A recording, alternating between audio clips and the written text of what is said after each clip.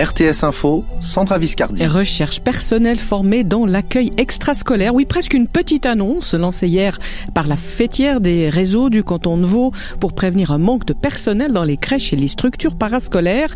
Car dans certaines, beaucoup de collaborateurs sont soit malades du coronavirus, soit en quarantaine.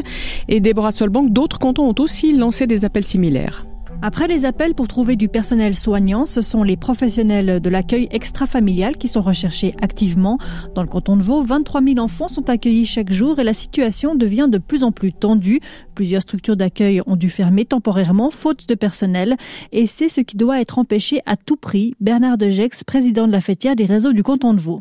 Si les crèches sont fermées, ça veut dire que des enfants doivent rester à la maison, ça veut dire que des parents doivent rester aussi à la maison, et puis ça met du coup au déséquilibre l'entier du système qui pour l'instant est tenu en équilibre, notamment grâce au fait que les écoles continuent d'être ouvertes. Le canton de Neuchâtel, qui accueille 6 000 enfants, a lancé un appel similaire début novembre afin de constituer un pool de remplacement. 50 personnes sont désormais mobilisables.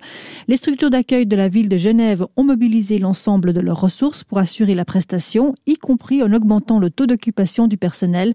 Elles ont également lancé un sondage auprès des familles pour comprendre qui pourrait renoncer à faire garder ses enfants.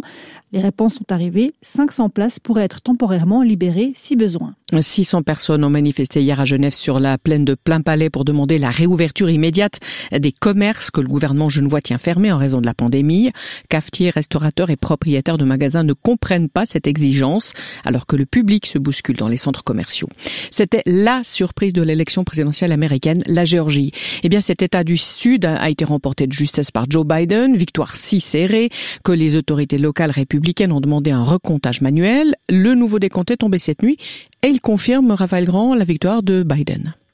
Il a fallu recompter manuellement quelques 5 millions de bulletins, 6 jours de travail pour arriver au même résultat. Joe Biden remporte la Géorgie. L'État doit certifier le résultat ce vendredi, mais le camp Trump peut encore légalement s'y opposer et exiger un ultime recomptage. Mais ça ne fait plus de doute.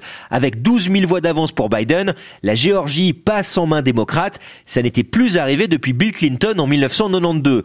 Sue Carey Johnson est la présidente du Parti démocrate de Clayton County au sud d'Atlanta, le comté qui a fait basculer l'élection pour Joe Biden. Il y a eu des votes contre Trump. On a aussi eu de nouveaux électeurs, mais nous savions que nous avions le nombre. La démographie était en notre faveur. Et avec le Covid, je pense que beaucoup de gens réfléchissent à 2 fois avant de voter. Et c'est pour ça que la Géorgie est devenue bleue. Une Géorgie bleue démocrate. La Géorgie, décidément, au centre de cette élection, car c'est dans cet État que va se jouer l'ultime bataille pour le Sénat américain. 2 sièges sont encore en jeu le 5 janvier. Ils pourront faire basculer la majorité. La Géorgie qui a toujours entre ses mains une partie du destin de la présidence Biden. Raphaël Grand, RTS Info, Atlanta. 38 € d'amende. Il avait posé son petit avion immatriculé à l'aéroclub de Genève près du sommet du Mont Blanc l'an dernier.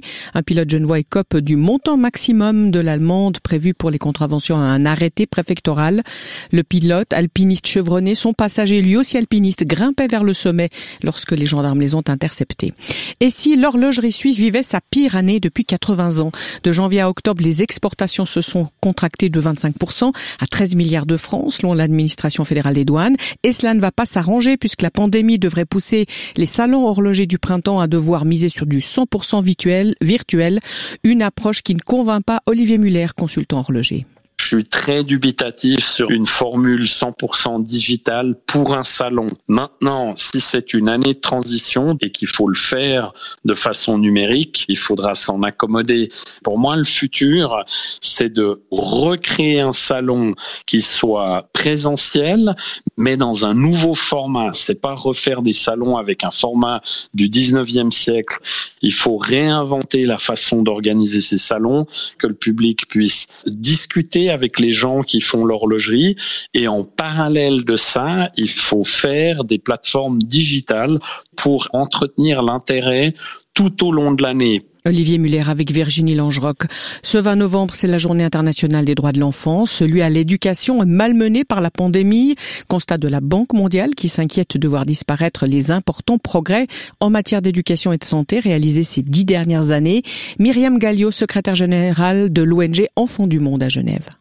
La Covid-19, elle a vraiment généré une crise globale de l'éducation. Faut voir que Au pic de la crise, on avait 90% des enfants dans le monde qui ont vu leur éducation interrompue en raison des fermetures d'écoles. Dans un pays comme la Suisse, on a un système éducatif quand même résilient, avec pas mal de moyens. Tout ça, c'est complètement inimaginable dans certains contextes, notamment l'Afrique en zone rurale. La crise Covid, elle est venue s'ajouter à tous les défis qu'il y avait déjà dans ces pays-là par rapport à des systèmes éducatifs très fragiles, avec des grandes crises d'apprentissage. Il faut voir quand même que dans les pays pauvres, il y a plus de la moitié des enfants qui ne pouvaient pas lire et comprendre un texte simple à l'âge de 10 ans.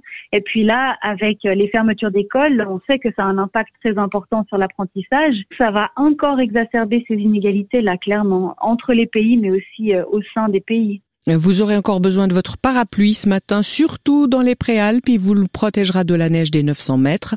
Des éclaircies déjà autour du Léman et en Valais ce matin.